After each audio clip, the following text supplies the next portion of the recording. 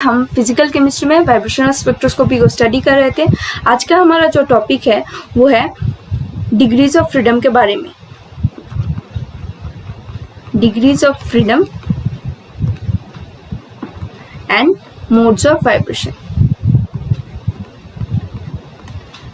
मतलब अगर हमको एक मॉलिक्यूल प्रोवाइड किया जाता है जो मॉलिक्यूल में कितने सारे वाइब्रेशनल मोड्स होंगे वो हम कैसे कैलकुलेट कर सकते हैं, कौन सारे वाइब्रेशंस हो रहे हैं, मतलब कौन से स्ट्रेचिंग है, सिमेट्रिक है, एसिमेट्रिक, ये सब चीज़ों के बारे में आज की क्लास में हम डिस्कस करेंगे। तो उससे पहले यहाँ पे मैंने एक ट्राई एटॉमिक मॉलिक्यूल का एग्जाम्पल लिया है जो कि है वाटर। वाटर का शेप हमको पता है, वाटर का शेप होता है वी शेप। तो यहाँ पे हम बेसिकली देख सकते हैं दो टाइप्स ऑफ वाइब्रेशन को मैंने यहाँ पे एज अ एग्जांपल दिखाया है। ये कैसे हम कैलकुलेट कर सकते हैं कि कौन सारे मोड्स होंगे वो आज के क्लास में हम डिस्कस करेंगे। वो तो डिस्कशन से पहले मैंने थोड़ा दिखा दिया कि मॉलिक्यूल अगर स्ट्रेच करता है वो कैसे स्ट्रेच करेगा, वो इसका एग्जाम्पल्स है। ठीक है, चलो स्टार्ट करते हैं। That is we will start with degrees of freedom.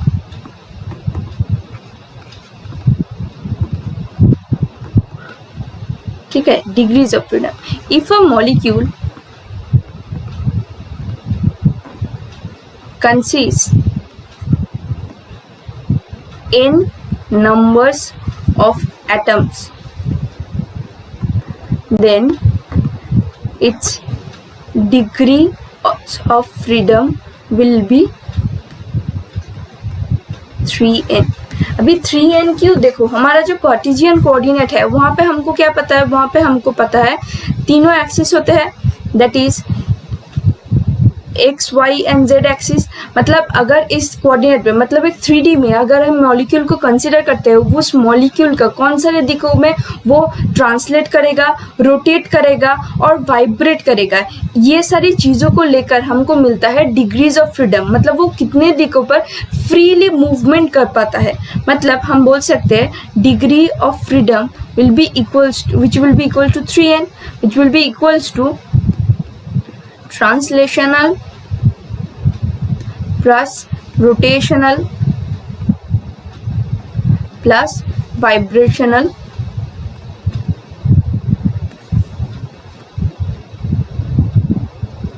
Modes.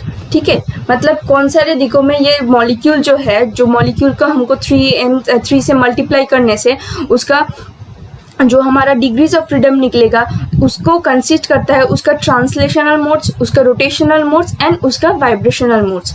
अभी देखते हैं हमारे पास दो टाइप के मॉलिक्यूल्स प्रेजेंट होते हैं, that is one is linear molecule, another one is non-linear molecule।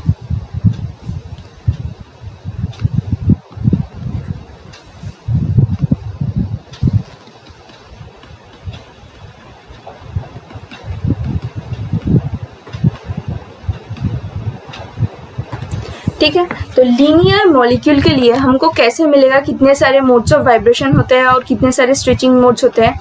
Let us concept, पहले हम थोड़े एग्जांपल्स देख लेते हैं। देखो लीनियर मॉलिक्यूल का एग्जांपल हमको पता है क्या है, CO2 हो सकता है, HCN हो सकता है। ठीक है, ऐसे ही नॉन लीनियर मॉलिक्यूल में हमारा SO2 हो सकता है, वाटर भी हो सकता है। ओके, नाउ अगर हम देखें लीनियर जो मॉलिक्यूल है, each and every molecule consist 3 translational modes, 3 translational modes।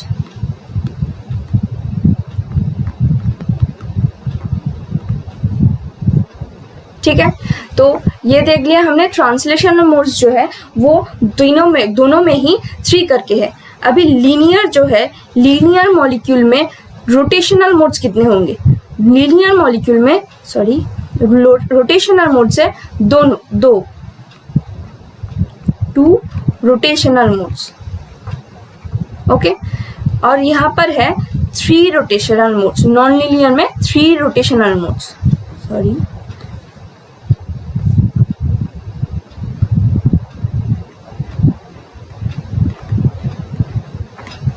Okay done. तो फिर हमको क्या मिला है, अगर इनको टोटल करते हैं दैट मीन्स अगर हमको वाइब्रेशनल निकालना होगा, हमको तो पता है कि total modes of total stretching जितने मोड्स होंगे मतलब ट्रांसलेशनल, रोटेशनल प्लस वाइब्रेशनल वो होगा 3n। अगर मॉलिक्यूल का कितना एटॉमिसिटी हमको पता है उससे मल्टीप्लाई करने से हमको मिल जाएगा 3n होगा। तो 3n अगर टोटल मोड्स है वहाँ से हमको ट्रांसलेशनल मिल गया और रोटेशनल मिल गया। तो ट्रांसलेशनल और रोटेशनल को अगर सम अप करके हम टोटल मोड से माइनस कर देंगे तो हमको वाइब्रेशनल मिल जाएगा। देयरफॉर यहाँ से हमको कितना मिला, टोटल ट्रांसलेशनल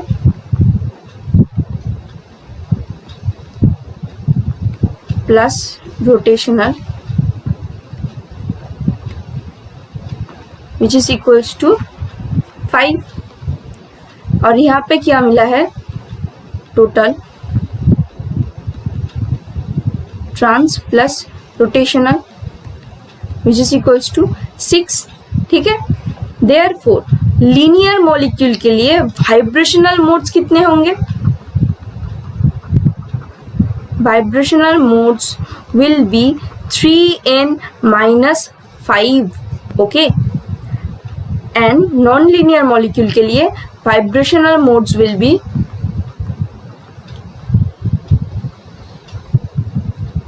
3n minus 6। ठीक है, तो हमको फॉर्मूला मिल गया। अगर हमको मॉलिक्यूल कौन सा है वो पता होता है और मॉलिक्यूल प्रोवाइड किया जाएगा तो वहाँ से हम तो उसका एटॉमिसिटी निकाल ही पाएंगे। तो एटॉमिसिटी अगर हम निकाल पाते हैं तो वहाँ से हम कैलकुलेट कर पाएंगे कौन सारे हमारे वाइब्रेशन मोड्स होते हैं, मतलब कितने नंबर्स होंगे वाइब्रेशनल मोड्स के। ठीक है, तो देखो अभी अगर हम एग्जाम्पल्स कंसिडर करते हैं, पहला एग्जाम्पल हम लेते हैं दैट इज CO2 मॉलिक्यूल।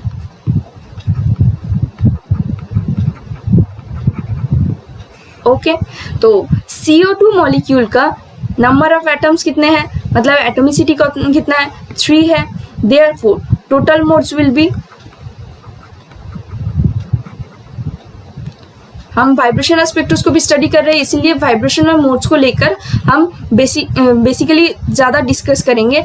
तो टोटल मोड्स होते हैं 3 × 3 therefore 9। Okay, now vibrational modes कितने होंगे,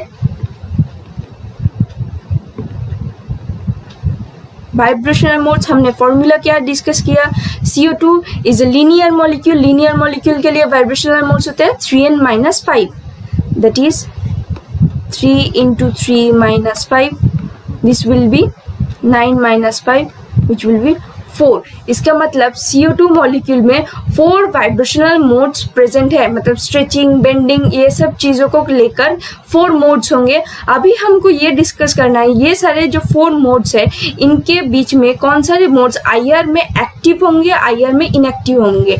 अभी IR एक्टिव और इनएक्टिव का क्या चीज़ है, IR एक्टिव का मतलब होता है जो हमने एकदम पहले डिस्कस किया था, दैट इज ए मॉलिक्यूल के अंदर अगर डाइपोल मोमेंट का कोई चेंज आएगा तभी वो मॉलिक्यूल IR एक्टिव होगा। अगर डाइपोल मोमेंट का कोई चेंज नहीं आता है तो मॉलिक्यूल IR इनएक्टिव होगा। तो इनिशियली अगर हम देखें CO2 जो मॉलिक्यूल है, CO2 को अगर हम एक एक्चुअल जो मॉलिक्यूल है वो ड्रॉ कर लेते हैं, ये CO2 मॉलिक्यूल है हमारा। ठीक है, तो देखो CO2 मॉलिक्यूल में हम ऐसा बोल सकते हैं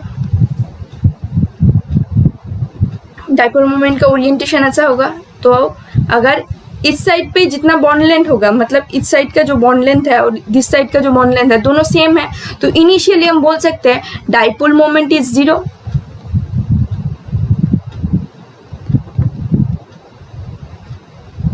ओके, तो ये मॉलिक्यूल तो डाइपोल मोमेंट 0 होने से हमको वाइब्रेशनल जो स्पेक्ट्रोस्कोपी है वो तो नहीं मिलेगा क्योंकि ये डाइपोल मोमेंट 0 वैल्यू शो कर रहा है। लेकिन अगर यही सेम मॉलिक्यूल किसी भी मोड के स्ट्रेचिंग या वाइब्रेशन के लिए, मतलब any type of mode of vibration कितने सारे होंगे वो तो हम देखेंगे, हमको नंबर मिल गया that is 4।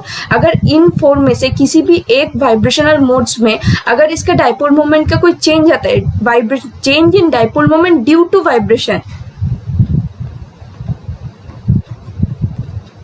change in dipole moment due to vibration,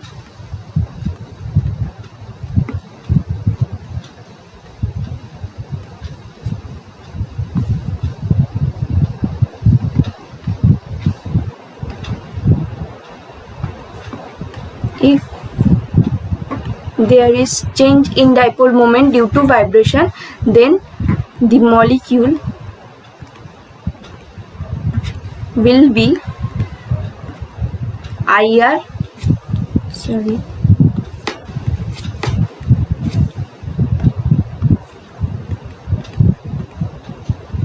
active. Okay, now initially molecule कैसा दिखता है वो तो हमने देख लिया। अभी जो 4 मोड्स है उनके बारे में डिस्कस करते हैं। पहला जो मोड होगा वो होगा हमारा stretching, symmetric stretching.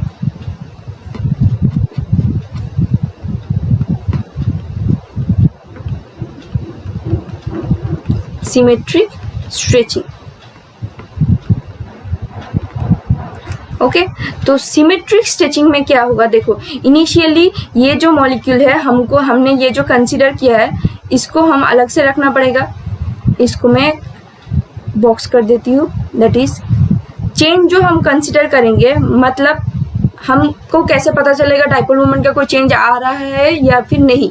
That is जो मॉलिक्यूल होगा जो एक्चुअल में होता है स्ट्रेचिंग से पहले, जो सिमेट्रिक स्ट्रेचिंग होगा या एसिमेट्रिक स्ट्रेचिंग होगा, कुछ भी जो भी होगा, नॉर्मल एक मॉलिक्यूल को कंसीडर करना पड़ेगा जो कि हमने एक अलग डिफरेंट से बॉक्स कर लिया है। उसके बाद और जब मॉलिक्यूल में स्ट्रेचिंग होगा उसको देखेंगे तो कंपेयर करेंगे स्ट्रेचिंग से पहला क्या था और स्ट्रेचिंग के बाद क्या हो रहा है, उन दोनों को कंपेयर करके देखेंगे। अगर उन दोनों के बीच में एक डाइपोल मोमेंट का चेंज अगर हमको मिलता है, therefore the molecule will be IR active. अगर कोई भी चेंज हमको नहीं मिलता है तो मॉलिक्यूल आईआर में एक्टिव होगा। सॉरी, कोई चेंज नहीं मिलेगा तो आईआर इनएक्टिव होगा। देखो, तो हम स्टार्ट करते हैं। सिमेट्रिक स्ट्रेचिंग का मतलब क्या होता है? सिमेट्रिक स्ट्रेचिंग का मतलब ये होता है, अगर जो मॉलिक्यूल हमने कंसीडर किया है दैट इज CO2, जितना भी CO2 का कार्बन क्या है सेंट्रल में प्रेजेंट है, दोनों साइड पर ऑक्सीजन है। अगर एक बॉन्ड को हम जितना एक्सटेंड तक स्ट्रेच करते हैं, लेट अस सपोज कि हम x अमाउंट तक अगर स्ट्रेच करेंगे एक साइड के ऑक्सीजन और कार्बन का बॉन्ड, तो दूसरा जो ऑक्सीजन और कार्बन का बॉन्ड है उसको भी हमको उतना ही सेम अमाउंट तक ही स्ट्रेच करना पड़ेगा। मतलब stretching will be same amount. अगर इस बॉन्ड को हमने इतना स्ट्रेच किया है तो इसके साइड के बॉन्ड को भी इतना ही स्ट्रेच करना पड़ेगा। अगर दोनों साइड का स्ट्रेचिंग हम सेम अमाउंट में करते हैं तो क्या डाइपोल मोमेंट का कोई चेंज आएगा? देखो, पहले भी बॉन्ड लेंथ जितना था उस हमने दोनों ही साइड पर सेम एक्सटेंट से इंक्रीज किया है बॉन्ड लेंथ को, मतलब स्ट्रेच करने से तो बॉन्ड लेंथ इंक्रीज ही होगा। तो स्ट्रेच करने का जो हमारा स्ट्रेंथ था वो दोनों साइड में इक्वल था। अगर इक्वली हम कुछ चेंज करते हैं, देयरफॉर अगर यहाँ पे जितना डाइपोल मोमेंट का न्यू चेंज आता इस साइड पर, वही सेम चेंज ऑपोजिट साइड में भी आया है। दैट इज वाई जो चेंज इन डाइपोल मोमेंट था वो कैंसिल आउट हो जाएगा, क्योंकि एक अगर जो दोनों चेंजेस है वो 180 डिग्री में वर्क कर रहे हैं, तो अगर 180 डिग्री में वर्क करेंगे तो एक तो दूसरे को कैंसिल आउट कर देगा। Therefore no change in dipole moment. So symmetric stretching of CO2 is IR inactive. Okay, तो चारों जो मोड्स है, चारों मोड्स में हमने देख लिया, एक मोड हमको मिल गया IR inactive। नेक्स्ट हम जाएंगे, नेक्स्ट मोड हम देखेंगे दैट इज एसिमेट्रिक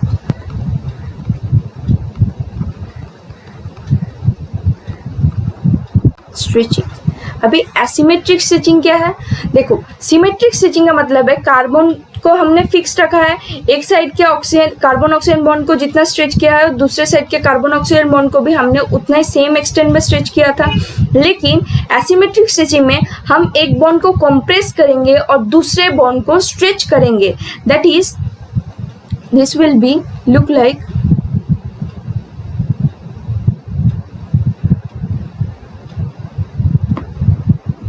हम यहाँ पर भी ये जो जनरल मॉलिक्यूल था वो एक ड्रॉ कर लेते, तो हमको बार बार स्लाइड चेंज करना नहीं होगा, हम एक ही जगह से समझ पाएंगे। देखो, ये हमारा जनरल था,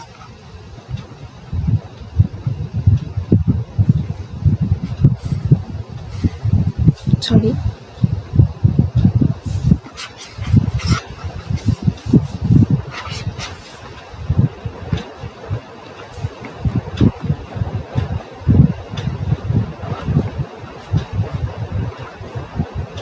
ये हो गया हमारा जनरल मॉलिक्यूल।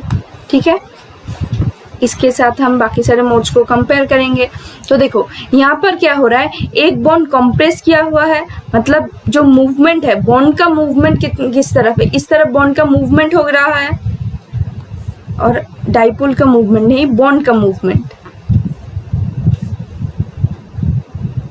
देखो बॉन्ड का मूवमेंट जो है इसी तरफ है और इस बॉन्ड का मूवमेंट भी इस तरफ है। मतलब जो मॉलिक्यूल कार्बन का अगर हम यहाँ पर कंसीडर करते हैं तो इस साइड का जो मॉलिक्यूल है वो स्ट्रेच हो रहा है, इसलिए इस तरफ इंक्रीज हो रहा है, और वहीं पर ये जो मॉलिक्यूल है, ये जो ऑक्सीजन है वो कंप्रेस हो रहा है, वो अंदर की तरफ आ रहा है। मतलब कार्बन के साइड पर एक बॉन्ड का जो मूवमेंट है कार्बन के साइड पर है, तो इसी वजह से एसिमेट्रिक स्टिचिंग में हमको एक डाइपोल मोमेंट का चेंज मिलेगा।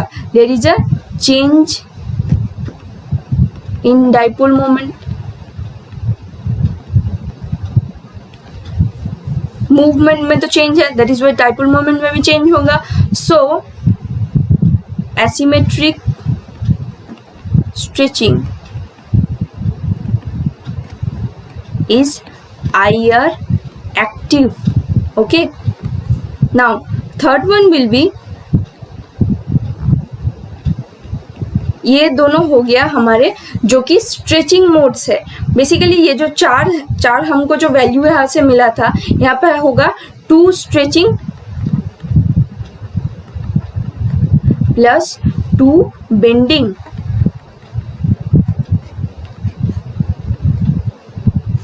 टू स्ट्रेचिंग मोड्स हमको मिलेंगे और 2 बेंडिंग मोड्स मिलेंगे। तो स्ट्रेचिंग मोड्स हमने देख लिया, एक हो गया हमारा सिमेट्रिक स्टिचिंग, नेक्स्ट था हमारा asymmetric stretching, third will be our bending, in plane bending.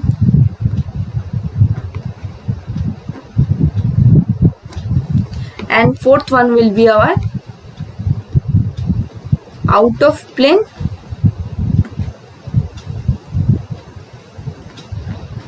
Bending. ठीक है, तो देखो इन प्लेन बेंडिंग और आउट ऑफ प्लेन बेंडिंग में हम क्या देखेंगे, ये जो CO2 मॉलिक्यूल को हमने कंसीडर किया था,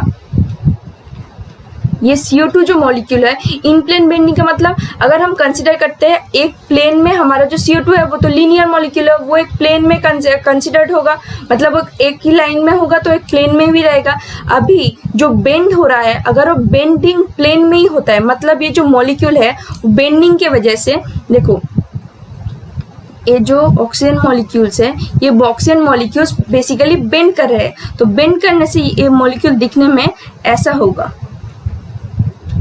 ठीक है, मतलब जो बॉन्ड्स है वो बॉन्ड्स पहले प्लेन थे, अभी ऐसे बेंड कर रहे हैं। ठीक है, ऐसे बेंड करे, लेकिन ये जो बेंडिंग हो रहा है वो प्लेन में ही हो रहा है। मतलब मॉलिक्यूल का अगर हम एक पेपर के शीट में अगर कंसीडर करते हैं तो वो मॉलिक्यूल अभी भी वो पेपर शीट में ही रहेगा, पेपर में रह के ही वो बेंड करेगा, मतलब प्लेन के अंदर ही बेंड करेगा, वो पेपर से बाहर नहीं निकलेगा। ठीक है, तो ये हो गया हमारा इन plane bending. In plane bending भी IR एक्टिव होते हैं, क्योंकि देखो बॉन्ड का जो मूवमेंट है, बॉन्ड का मूवमेंट डिफरेंट साइड पे हो रहा है, मतलब एक डाइपोल मोमेंट का चेंज आएगा। देखो पहले जो मॉलिक्यूल था, जो जनरल मॉलिक्यूल हमने कंसीडर किया था, बॉन्ड का मूवमेंट इस साइड में था, CRO बॉन्ड का मूवमेंट, और दिस बॉन्ड का मूवमेंट इस साइड में था। तो फिर दोनों जो वर्क कर रहे थे वो 180 डिग्री में करने की वजह से दोनों एक दूसरे को कैंसिल आउट कर रहा था। लेकिन ये जो बेंडिंग हो रहा है, बेंडिंग जो हो रहा है वो एक एंगुलर शेप में हो रहा है, तो एंगुलर शेप में मतलब 180 में तो वर्क नहीं कर रहा है, किसी भी और दूसरे एंगल में वर्क कर रहा है। अगर 180 में वर्क करता तो फिर वो कैंसिल आउट हो जाता, एक दूसरे को कैंसिल आउट कर देता, लेकिन ये तो टोटली ऑपोजिट, दैट इज 180 में नहीं वर्क कर रहा है। दैट इज वाई ये एक जो मूवमेंट है दूसरे को कैंसिल आउट नहीं कर पाएगा। अगर कैंसिल आउट नहीं कर पाएगा तो हमको एक रिजल्टेंट वैल्यू मिलेगा, रिजल्टेंट वैल्यू की वजह से ये मॉलिक्यूल IR एक्टिव हो जाएंगे। Same goes for the out of plane bending. Out of plane bending में भी मॉलिक्यूल जो है वो बेंड करेगा। अभी हम मॉलिक्यूल को जो पेपर का हमारा शीट हमने कंसिडर किया था, अभी भी पेपर शीट में ही मॉलिक्यूल रहेगा, लेकिन अब जो बेंडिंग होगा, बेंडिंग की वजह से अगर हम कंसिडर करते हैं, दैट इज वो जो मॉलिक्यूल्स, ऑक्सीजन मॉलिक्यूल्स को अगर हम ऐसे कंसिडर करें, एक पेज के शीट में ये हमारा CO2 मॉलिक्यूल प्रेजेंट है, तो CO2 मॉलिक्यूल का ये जो ऑक्सीजन होंगे, ऑक्सीजन पहले जब इन प्लेन बेंडिंग था तभी ये जो बेंड हो रहा था, बेंड एक पेज के शीट में ही हो रहा था।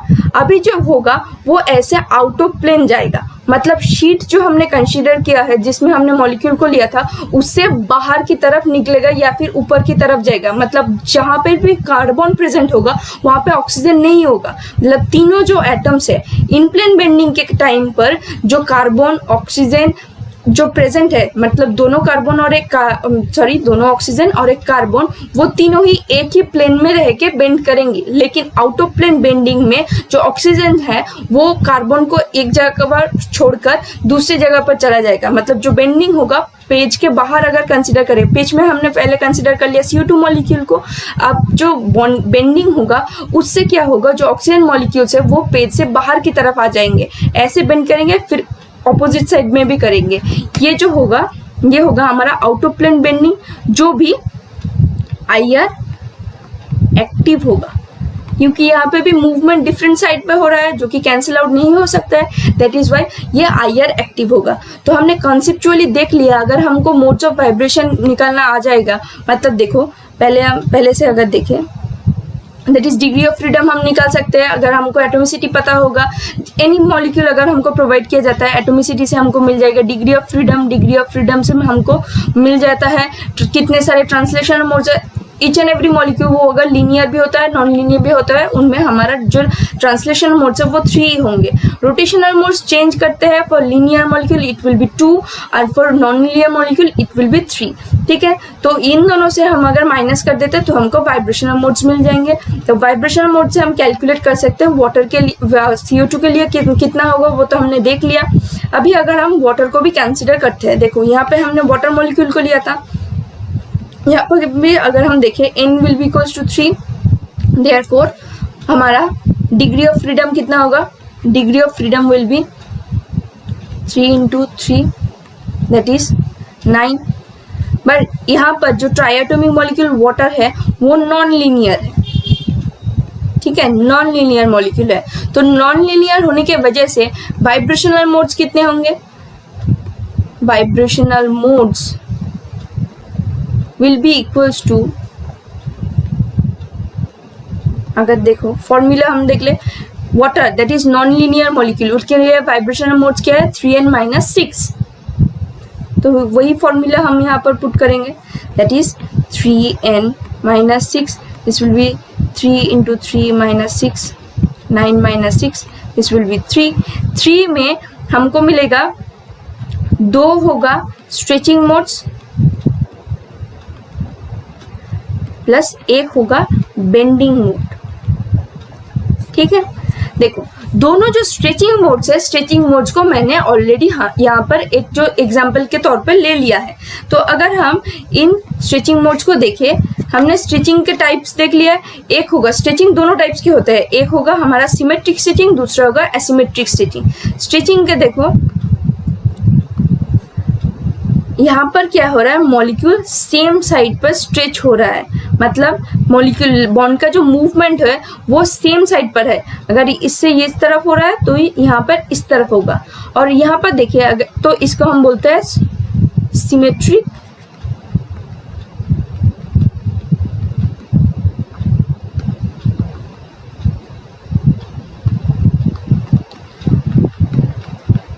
स्ट्रेचिंग।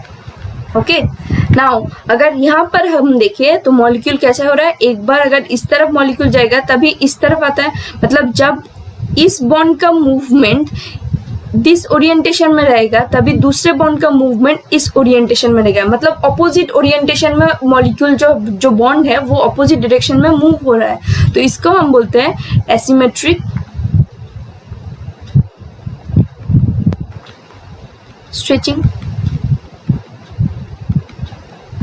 ठीक है, सिमेट्रिक स्ट्रेचिंग में भी जो क्या है वो IR एक्टिव होगा, क्योंकि हमको एक डाइपोल मोमेंट का चेंज मिलेगा। देखो CO2 जो मॉलिक्यूल था वो इनिशियली वहाँ पे डाइपोल मोमेंट था ही नहीं। जो भी डाइपोल हमको देखना होता वो हमको देखना पड़ता कि स्ट्रेचिंग और वाइब्रेशन की वजह से आ रहा है या नहीं।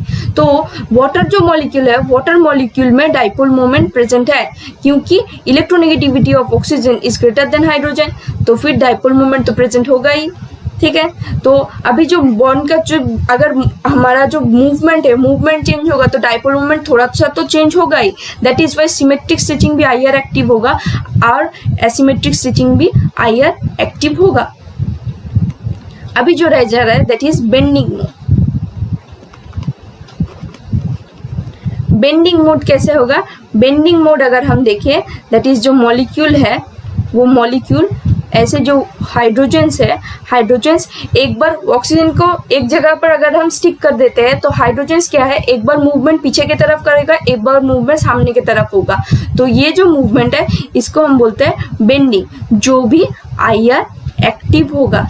IR एक्टिव क्यों होता है? देखो molecule initially dipole moment present था, दैट इज वाई अगर थोड़ा सा भी बॉन्ड का कोई मूवमेंट होता है तो डाइपोल मोमेंट में चेंज आएगा ही, क्योंकि डाइपोल मोमेंट हमने क्या पढ़ा था, mu which is equals to D into Q। देखो डिस्प्लेसमेंट अगर चेंज होगा तो फिर डाइपोल मोमेंट का तो चेंज आएगा ही, और अगर ओरिएंटेशन भी चेंज होता है, क्योंकि डाइपोल मोमेंट एक वेक्टर क्वांटिटी है, मतलब उसका एक मैग्नीट्यूड भी होगा जो कि D एंड Q के ऊपर डिपेंड करेगा, और उसका ओरिएंटेशन भी होगा। मतलब अगर हम थोड़ा से भी बॉन्ड का मूवमेंट का डायरेक्शन चेंज कर देते हैं तो फिर डाइपोल मोमेंट भी चेंज हो जाएगा। दैट इज वाई जो वाटर मॉलिक्यूल है उसके जो सिमेट्रिक स्टिचिंग है, एसिमेट्रिक स्टिचिंग और बेंडिंग है, तीनों ही IR एक्टिव है। ठीक है, तो आज की क्लास में हमने डिस्कस कर लिया कि मॉलिक्यूल्स के, एक हमने लीनियर मॉलिक्यूल देख लिया, एक हमने नॉन लीनियर मॉलिक्यूल देख लिया, उसके स्ट्रेचिंग वाइब्रेशंस कैसे कैसे होते हैं वो सब चीज़ें हमने डिस्कस कर लिया। नेक्स्ट क्लास में हम देखेंगे वाइब्रेटिंग रोटर के बारे में। Thank you for today's class.